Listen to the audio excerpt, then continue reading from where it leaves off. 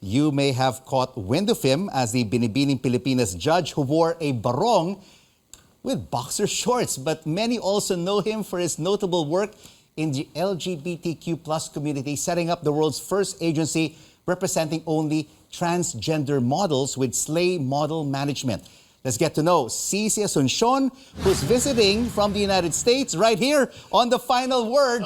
He not only made history in the Binibining Pilipinas, but is also making history here on The Final Word, wearing shorts as well. This will go viral, Cece. I know I've upset so many people, but I mean, you know what? I may be the first one here, but you know, I always say, I don't need to be the first, I just need to be the best. Absolutely, I totally agree with you. All right, before we get into the Binibining Pilipinas, where we were co-judges, I want to find out more about your background. Sure. You finished at Ateneo Grade School High School, went to a U.S. university, came back, and had a career in commercial production. Why did you decide to go back, and why did you decide to work in the U.S. 22 years ago and start a career there? I actually, right after high school, I didn't know what to do. And my cousin, Gail Vicente, was a production designer. So she was really the first one who exposed me to production. She was like, you know what, you don't know what the hell to do with your life. Why didn't you go and assist me? So that was it. And then after that, that was when I moved to the States. And how difficult was it, Cece, to start off a career in America? It's not easy. It's far from it. You learn to be fiercely independent. But I think when you lead with your purpose, because a lot of people think you should lead with your passion, but really you should lead with your purpose. Absolutely. I mean, and then things will be easy, you know? I think my whole thing is allyship. I love being an ally to the trans community. They've given me purpose. Because if I opened a regular model agency, so what?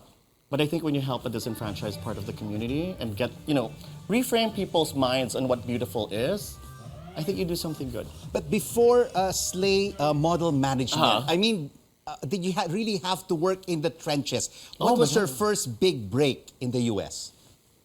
You know, I was in hotel management, so I was making a living out of smiling and apologizing every day. I remember I was about to turn 40, and I said, I can't do this anymore.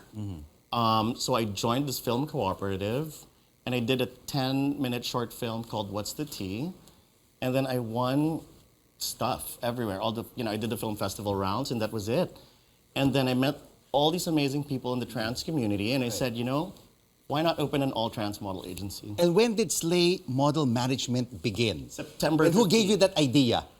You know, it was just meeting a lot of trans people. And it was September 15, 2015. That's legally when I registered the business. And crazily enough, I met the right people. And then I co-produced my first reality show called Strut with Whoopi Goldberg. But we won't have much time, but it wasn't really like quick like that. I had to wait tables. I was a coat check person. I worked in retail. I remember my first job, it was on 8th Street in New York. My first day, they asked me to mop the floor, and I did. It was very humbling, but you know what, so what? You know, I mean, I love, everything to me was an adventure. You know, so that's what made it good. And let's talk about Slay Model Management. Before you launched it, were there already a lot of opportunities for trans models? Zero. I mean, there were trans people from back then, you know, who opened so many doors and paved the way for the trans models now, like Caroline Cossey, Lauren Foster, Tracy Africa. But it was very different because they had to hide who they were. So they led stealth lives. And I think when you open a door like that and you open an agency like this, you have to honor that. And when you honor that, you teach a certain responsibility to the models that I represent because they know and understand that it's a big responsibility. Because you can't just go out there and expect the world to suddenly accept you. So it's really a symbiotic relationship. I'm very, very happy with the models that I have now. And you're based in Los Angeles. You just don't have a base there, but you also have agencies in other parts of the United States. Yes, I have agency partners in Paris, now in Scandinavia as well, and also Mexico City. I'm very excited about that. Wow, Yeah. congratulations, Cece. So what is your advice basically to Filipino American entrepreneurs who want to be successful in the United States? Because you also went through a lot, just like other Fil-Am entrepreneurs. Keep going. I think that's it. It's have a very good, strong support group, and also just believe in yourself. I mean, because The mic has been disconnected from your shirt. everything that's wrong could happen. We will reconnect. That's not my fault, though. But it takes time. Yeah, it takes time to build a base. It takes It doesn't time. take overnight. No, and then you have to make sure you surround yourself with really good people. I think when you curate the good people around you who love to see you win, that makes it much easier. Conversations at the winner's table is very different from tables at other tables. But will Filipino Americans always be considered minorities in the United States? Will we always be considered second-class citizens? What else do we have to prove? You have been successful at what you're doing. Here's the thing, a lot of people don't understand. When I walk into a room, my Filipino-ness enters first. They have no idea who I am. They have no idea what I do. I mean, even half of Araneta had no clue who I was. So you just have to work doubly hard to get half the recognition. And when you have an army of gorgeous trans models with you, it makes it easier. And speaking of Araneta Coliseum, until now, people are approaching me on the streets and on social media saying, who's that judge beside you wearing boxer shorts and a barong Tagalog? What made you decide to dress up this way on coronation night? Mainit eh.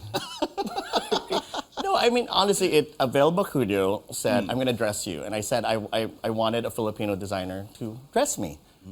And he said, what do you want? And all of that. And I said, let's do something with fabric from, a tribe or Filipinos who did it. And he said, okay. He gave me a design and I said, I really want to wear shorts because it's hot. I didn't really think about it. I didn't know that it would offend so many people. It didn't offend me. Well, yeah, you were right beside me.